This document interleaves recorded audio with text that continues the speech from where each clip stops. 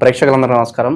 ఈరోజు మన స్టూడియోలో ప్రముఖ ఆధ్యాత్మికవేత్త, జ్యోతిష్య వాస్తు పండితులు, లలితాదేవి ఉపాసకులు బ్రహ్మశ్రీ నానాజీ పట్నాయక్ గారు ఉన్నారు. గురువుగారితో మాట్లాడదాం. నమస్కారం. శ్రీమాత్రే నమః. గురుగారు, జూన్ మాసంలో వృషభ రాశి వారి పరిస్థితి ఏ విధంగా ఉండబోతుంది? ప్రజెంట్ ఉన్న గ్రహస్థితి బట్టి ఎలాంటి జాగ్రత్తలు, పరిహారాలు పాటించాలి గురుగారు?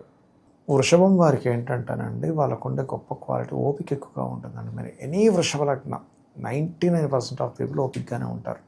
ఎవరో 1% వాళ్ళ లగ్నాధిపతి పాడైపోతే తప్ప మంచి ఓపిక ఇచ్చేది. అంటే వాళ్ళు చాలా ఓపికగా, చాలా జాగ్రత్తగా, ఎందుకంటే వాళ్ళకి వాక్కు కూడా మంచిది. ఎందుకంటే 2వ స్థానాధిపతి గురువు కదా, బుధుడు కదా, అది గురువు వచ్చాడు ఇప్పుడు అది కాక ఆ స్థానంలోకి. సో మీరు గమనించినట్లయితే వాళ్ళ పోస్టర్ కూడా వృషభంలాగే ఉంటుందండి. కొంచెం దిట్టంగానే ఉంటారు, మరి సన్నగా బక్కగా ఉంటారు. చాలా రేర్ కేసెస్ సన్నగా ఉండడం అనేది వృషభ లగ్నంలో పుట్టిన వారికి. అయితే వీళ్ళు ఆలోచించకుండా ఇది మాట్లాడరండి, చాలా క్యాలిక్యులేటివ్గా మాట్లాడతారు. బికాజ్ ఆఫ్ ఆలోచనాకారకుడు 2వ అధిపతి ఒక్కడే అయ్యాడు కాబట్టి. అయితే ఇక్కడ వీళ్ళకి ఈ నెలను కాదు మొత్తం ఈ సంవత్సరం కూడా గురువు 2లో ఉంటున్నాడు. అదొక రకంగా ఫైనాన్షియల్ గ్రోత్కి మంచిది.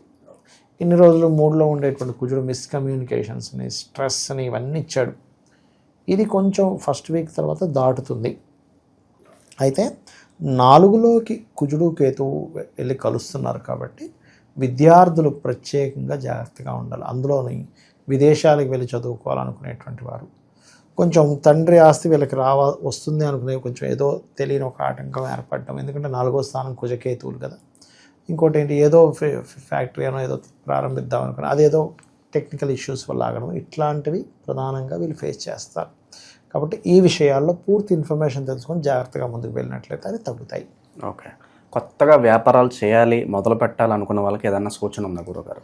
ఇక్కడ ఒకటేనండి, ఇందాక నేను చెప్పినట్టుగా మిషనరీస్ అనో, ఫ్యాక్టరీస్ అనో ఇట్లాంటివి ఏమైనా కొత్తగా ప్రారంభించే వాళ్ళు దాని గురించి పూర్తిగా తెలుసుకొని చేయకపోతే అనవసరంగా స్ట్రక్ అవుతూ ఉంటారు అక్కడ. ఎందుకు అంటే ఈ వ్యాపార స్థానాన్ని 3, 7, 11 స్థానాలుగా చెప్తూ ఉంటారు. ఇందులో పర్టికులర్గా 7వ అధిపతి ఇన్వెస్ట్మెంట్ కారకుడే అవుతున్నాడు. ఇక్కడ కుజుడే అవుతున్నాడు. 7, 12 అధిపతి వృషభ లగ్నానికి, వృషభ రాశికి. ఆయన వచ్చి స్థాపించే స్థానంలో వచ్చి కూర్చున్నాడు కేతువుతో కలిసి. ఎప్పుడైతే ఈ రకంగా కుజుడు కేతువు కలుస్తున్నారు 4లో, అదేమైపోతుందో స్ట్రక్కింగ్ యోగా ఏర్పడింది అక్కడ. దాన్ని కొన్ని వాటిలో పిశాచ యోగం కూడా అంటారు. సో అందుకని ఈ విద్యార్థులకి, ఫ్యాక్టరీస్ పెట్టేవారికి, ఏదైనా కొత్త మిషన్ ఇచ్చేసే వాళ్ళకి కొంచెం ఎక్కడో తెలియని ఒక ఆటంకం ఏర్పడుతుంది. అందుకని ఇది ఏదైనా ప్రారంభించేటప్పుడు వీలైతే, ఏదో ఫ్యాక్టరీ పెడుతున్నాం, గణపతి స్కందుడిని ఉపాసన చేసుకుంటే మంచిది. ఆ హోమము, ఆ జపాలు చేయించుకొని ముందుకు వెళ్ళడం మంచిది ప్రధానంగా. అయితే ఇక్కడ మీకు ఈ సంతానం కోసం ప్రయత్నం చేసేవారికి లాంగ్ టర్మ్ షేర్స్కి అనుకూలత బాగుంది ఇప్పుడు చెప్పాలంటే వీరికి. గురుగారు, ఇక విదేశాల్లో వెళ్ళాలనుకున్న వాళ్ళకు కూడా ఈ టైంలో వెళ్తే అక్కడే ఎక్కువగా స్థిరపడే అవకాశాలు ఎక్కువ కనిపిస్తున్నాయి అంటారా? ఇప్పుడైతే అంత అనుకూలంగా లేదండి. ఎందుకంటే విదేశీ స్థానాన్ని కూడా మనం 12వ స్థానంగా తీసుకుంటాము. ఆయన కుజుడే అయ్యాడు అక్కడ. బట్ నా సజెషన్ ఏంటంటే మీరు ఇప్పుడు జస్ట్ వెళ్ళొచ్చేవే చూసుకోండి. అక్కడ ట్రిప్లా పెట్టుకోండి. అందులో ఇంకోటి ఏంటంటే విదేశాలకు వెళ్ళి అక్కడేదో ఇప్పుడేదో పెద్ద పెద్ద ప్లాన్స్ పెట్టుకోవద్దని చెప్తారు. ఏదో సరదాగా వెళ్ళి వస్తారు, ట్రిప్గా వెళ్ళి రావచ్చు, నో ప్రాబ్లం.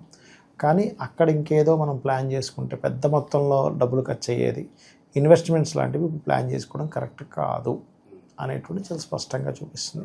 ఉద్యోగ మార్పు సరైనదా గురుగారు? అలాగే నిరుద్యోగులకు ఏదైనా శుభవార్త ఉందా దగ్గర లేదన్నా? ఒకటండి, ఇక్కడ మనకి దశమాధిపతి లాభంలోకి వచ్చాడు.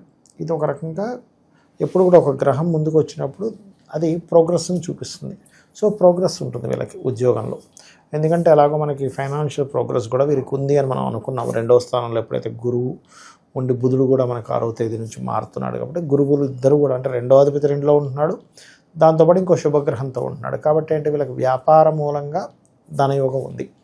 అయితే వీళ్ళు కేవలం ఉద్యోగం మాత్రమే కాకుండా నేను ఏదైనా వ్యాపారం చేయాలి అనేటువంటి ఆలోచన వీళ్ళకి పెరుగుతూ ఉంటుంది. తద్వారా వీళ్ళు గ్రోత్ అవుతారు కూడా. కాకపోతే ఇక్కడ మనం వ్యాపారం అనే విషయం దగ్గరికి వచ్చేసరికి అందరూ ఏం ఆలోచిస్తారంటే, నేను ఒక పక్క ఉద్యోగం చేస్తూ వ్యాపారం చేసుకుంటే దీనికి ఒక పార్ట్నర్ని పెట్టేసుకుందాం, వాళ్ళు చూసుకుంటారులే అనుకుంటారు. ఇక్కడ ఇప్పుడున్న గ్రహస్థితి వీళ్ళకి పార్ట్నర్షిప్స్ పనికిరావు. ఎందుకు అంటే సప్తమాధిపతి కేతుతో కలుస్తున్నాడు. సో పార్ట్నర్షిప్స్, వివాహ సంబంధించిన విషయంలో ఒక వ్యక్తిని మనం చూజ్ చేసుకునే విషయంలోని చాలా కేర్గా ఉండాలి. సో రాంగ్ పర్సన్ని సెలెక్ట్ చేసుకునే తెలియకుండా ఎలా అవుతుందంటేనండి, మీరు చొక్కా కొనుక్కున్నారు, వద్దనుకుని పక్కన పడేయగలరు, ఎవరికైనా ఇచ్చేయగలరు. కానీ పెళ్ళి అలా కాదు. ఒక్కసారి పెళ్లి చేసేసుకున్నాక అది కట్ అవ్వాలంటే అది పెద్ద తతంగం. డివోర్స్ అంటారు, మళ్ళీ రకరకాల గొడవలు, వాళ్ళు కేసేయడం, వీళ్ళు కేసేయడం, పోలీస్ స్టేషన్లు. కాబట్టి నేను ఒకటే చెప్తాను, అయ్యా మీరు ఏది తొందరపాటు నిర్ణయం తీసుకున్నా ఇబ్బంది ఏమీ రాదు. కానీ ఒకటి మాట్లాడేటప్పుడు, రెండోది వివాహం చేసుకునేటప్పుడు తొందరపాటు నిర్ణయాలు తీసుకున్నారా చాలా పెద్ద కష్టం. ఇంకా కనీసం వివాహమైన డివోర్స్ అని వదిలేయచ్చు, కానీ మాట ఒకసారి బయటకంటే అది వెనక్కి రాదండి, చాలా డేంజర్ అది. ఇక అవకాశాలు గుర్తింపు పరంగా ఎలా ఉండబోతుంది గురుగారు వీళ్ళకి? కొత్త అవకాశాలు అయితే వస్తాయండి. ఎప్పుడు కూడా గురువు 2లో ఉన్నప్పుడు గురుబలాన్ని ఇస్తాడు, అది కూడా 2వ అధిపతితో కలిసి ఉన్నప్పుడు కొత్త అవకాశాల వల్ల ధనం రావడం, ఒక చిన్న ప్లానింగ్ వల్ల ధనం రావడం. కొంతమంది చూడండి, ఒక ఐడియా మీ జీవితాన్ని మార్చేస్తుందని ఒక యాడ్ ఉండేది మనకి. అలా ఏంటంటే వీళ్ళకి ప్రత్యేకంగా ఇప్పుడు ఒక చిన్న ఐడియా వీళ్ళ జీవితాన్ని మారుస్తుందని చెప్పొచ్చు. కాకపోతే వీళ్ళు ఏంటంటే ఈ 4వ స్థానంలో కుజకేతులు ఉన్నందుకు ల్యాండ్స్ జోలికి వెళ్ళకపోవడం మంచిది, ల్యాండ్ మీద ఇన్వెస్ట్మెంట్ చేయకపోవడం మంచిది. లాంగ్ టర్మ్ షేర్స్ చేసుకోవచ్చు, గోల్డ్ మీద పెట్టుకోవచ్చు కొంతవరకు కావాలంటే. బట్ గోల్డ్ మీద కూడా 50%, ఎందుకంటే గోల్డ్ స్థానంలో కుజకేతులు ఉన్నారు కదా, సో ఇవి చూసుకోవాలి. లాంగ్ టర్మ్ మనకి కొన్ని ఇన్వెస్ట్మెంట్స్ ఉంటాయి, అటువంటివి చేసుకోవచ్చు కావాలంటే, దానికి ఏం ప్రాబ్లం లేదు. ఉద్యోగ అవకాశాలు ఎలాగో మనకి దశమాధిపతి లాభంలో ఉన్నాడు, మంచిదే, దానికి ఏం ప్రాబ్లం లేదు. హెల్త్ వైజ్ ఎలా ఉంటుంది గురుగారు? హెల్త్ పాయింట్ ఆఫ్ వ్యూ కూడా తీసుకుంటే వీళ్ళకి 6వ స్థానము 4వ స్థానాన్ని తీసుకోవాలి, 4, 5, 6 స్థానాలు తీసుకోవాలి. ఏదైనా కండరాలు పట్టేయడం ఇలాంటివి వస్తాయి. ఏదైనా సడన్గా అయ్యో ఏంటి సడన్గా ఇట్లా ఇబ్బంది అయింది ఏంటని ఇట్లా వస్తాయి. కానీ అట్ ద సేమ్ టైం పంచమాధిపతి శుభగ్రహంతో ఉన్నందుకు అది తగ్గిపోతుంది కూడా వీళ్ళకి. ఎలా ఉంటుందంటే పంచమం బాగుంటే మనకి ఏదైనా వచ్చినా కూడా క్లియర్ అవుతుందండి. అంటే బాడీ ఇట్ సెల్ఫ్ దాన్ని రికవరీ చేసుకునే బలం దానికి ఉంది. పంచమం బాగుందంటే, పంచమం బాగాలేదు దానికి రికవరీ అనేది లేదని అర్థం. So don't worry. ఇక ఎలాంటి పరిహారాలు అవసరం గురుగారు ఈ రాశి వాళ్ళకి ఓవరాల్గా మంచి ఫలితాలు ఇంకా పొందాలంటే కనుక? వీళ్ళకి ఎక్కువగా వీళ్ళు చేసుకోవాల్సిన పరిహారం ఏమిటి అంటే ఇంట్లో ఏదైనా హోమం చేయించుకోవడం మంచిది, పాయింట్ నెంబర్ 1. లేదా అభిషేకం చేయించుకోవడం మంచిది. లేదు అంటే వీళ్ళకి ఎలాగో గ్రహస్థితులు అనుకూలంగానే ఉన్నాయి కొంతవరకు. ఎందుకంటే 12లో శుక్రుడు మంచివాడే, మీకు 6, 11లో మంచివాడు కదా. 12 శుక్రుడు సుఖాన్ని భోగాన్ని ఇస్తాడు. లాభశని కూడా మంచివాడే, ధనస్థానంలో ఉండే 2 శుభగ్రహాలు మంచివాడే.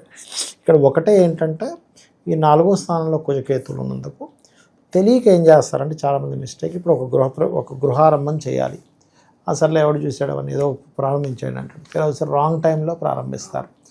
అవి మెయిన్గా చూసుకోవాలి వీళ్ళు. ఆ విషయంలో ఎలాంటి జాగ్రత్తలు తీసుకోవాలో చూసుకుంటే సరిపోతుంది. గురుగారు ఉగాది ఫలితాల్లో చాలామంది చెప్పారు ఇప్పుడు ఈ సంవత్సరం ఈ రాశి వాళ్ళే నెంబర్ 1, మంచి గోల్డెన్ పీరియడ్ నడుస్తుంది, ఏమనుకున్నా కూడా చాలా వరకు అనుకూలంగానే ఉంటుంది అంటున్నారు. వాస్తవాలు ఎంతవరకు అంటారు? అవునండి, ఎందుకంటే గోచారం అనుకూలిస్తుంది. ఇక్కడ ఎలా అంటానంటే ఎప్పుడు కూడా రాశి ఫలితాలు ఎంతవరకు ఉంటాయి అంటే ఒక 15% అనే చెప్తాను నేను ఎప్పుడు. ఎందుకంటే 15% మనకి ఏదే వ్యాపారంలో లాభం కూడా 10 to 15% వస్తే లాభం, ఇంకా కొన్ని వ్యాపారాలు ఎక్కువ కూడా వస్తుంది. కాకపోతే ఈ 15% గోచారం ఈజ్ మోస్ట్ ఇంపార్టెంట్. కాకపోతే దీనికంటే ముఖ్యంగా వాళ్ళ పర్సనల్ చార్ట్ కూడా చూసుకోవాలి. బట్ గోచార పరంగా చూసుకుంటే ధనస్థానంలో గురువు ఉండడం, లాభంలో శని ఉండడం, ఇవన్నీ ఒక రకంగా మంచిగానండి. కాకపోతే కాస్త విద్యార్థులు, రైతులు, రియల్ ఎస్టేట్ రంగాల్లో ఉండేవారికి కొంచెం బ్రేక్స్ పడుతూ ఉంటాయి, ఎందుకంటే 4లో కేతు వచ్చినందుకు. సో గురుగారు ఈ రాశి వాళ్ళ కామన్గా నరదిష్టి, నరఘోష పోవడానికి ఏదన్నా కామన్గా ఏదన్నా పరిహారం ఉంటుందా? ఉంటుందండి. అయితే ఒకటే ఏంటంటే ఇక్కడ నరదృష్టి, నరఘోష ఎందుకు ఏర్పడుతుందని చూసుకోవాలి. సన్ వీక్గా ఉంటే తొందరగా నరదృష్టి తగులుతుంది, సన్ స్ట్రాంగ్గా ఉంటే జరగదు. ఆత్మకారకుడు, అందుకని ఫస్ట్ మనం చేయవలసింది ఏంటంటే ఎవరికైనా నరదృష్టి పోవాలి అంటే ముందు వాళ్ళు చేయవలసింది సూర్య ఉపాసన. సూర్య భగవానుని ఆదిత్య హృదయం పఠనము చేశారు అంటే ఆ ఎనర్జీ మీకు కనెక్ట్ అవుతుంది. ఇప్పుడు బండి మీద వెళ్తున్నాము, ఒక హెల్మెట్ పెట్టుకుంటే పడినా ఏమవ్వదు, తలకి పెట్టుకోలేదు ఏమవుతుంది అంటే ఇక్కడ ఒక రక్షణ కవచం మనకి శిరస్సు మీద ఉంది. అలాగే సూర్య నమస్కారం రోజు మీరు ఒక్కసారి రోజు అలవాటు చేసుకున్నారనుకోండి, కొన్ని రోజులకి ఏమవుతుంది తెలుసా, మీరు ఏదైనా సమస్యతో సూర్యభగవాన్ని కళ్ళు మూసుకొని అడిగితే మీకు సమాధానం వినిపిస్తుంది. ఇంకోటి ఏంటంటే అనారోగ్య సమస్యలు రాకుండా, దిష్టి తగలకుండా, పేరు ప్రఖ్యాతలను ఇచ్చేటువంటి యోగం మీకు పడుతుంది. సో ఓవరాల్గా వృషభ రాశి వాళ్ళకి ఈ నెల ఏ విధంగా ఉండబోతుంది, సంవత్సరం అంతా కూడా ఎలాంటి జాగ్రత్తలు తీసుకోవాలి, చాలా బాగా వివరించారు గురుగారు. ధన్యవాదాలు. శ్రీమాత్రే నమః.